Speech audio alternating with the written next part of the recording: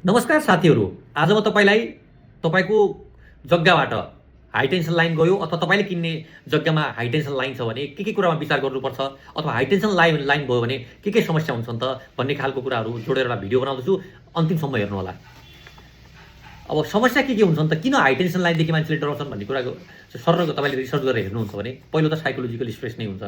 तपाईँको घरबाट high tension line जान्छ, जहिले तपाईँलाई त्यो बिजुलीको तार देखेर हुन्छ, करेन्ट लाग्छ कि भन्ने डर एउटा हुन्छ। र अर्को कुरा, प्रत्येकचोटि मान्छे आउँछन् अथवा तपाईँको पाहुनाहरू आउनुभयो भने ओहो बिजुलीको तार तपाईँको घरबाट जाने गएको छ भन्ने खालको कुरा गरेर तपाईँलाई किसिमको मनमा जहिले डर बनिरहेको छ। नम्बर 1।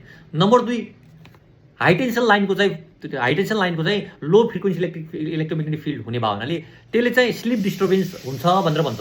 अर्को स्लिप डिस्टर्बेन्स निद्रा बिग्रिन्छ।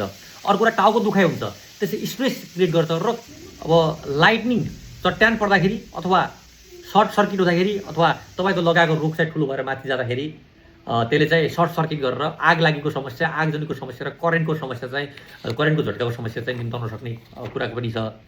र अर्को कुरा, मोइस्चर भएको दिन, ह्युमिडिटी भएको दिन अथवा रेनी डेहरूमा चाहिँ बजिङ र हमिङ खालको बजिङ र हमिङ खालको साउन्ड आउँदाखेरि चाहिँ त्यसले चाहिँ किसिमको डिस्टर्बेन्स नोइज क्रिएट गर्ने भयो भने त्यो समस्या हुन्छ भन्ने खालको कुरा छ।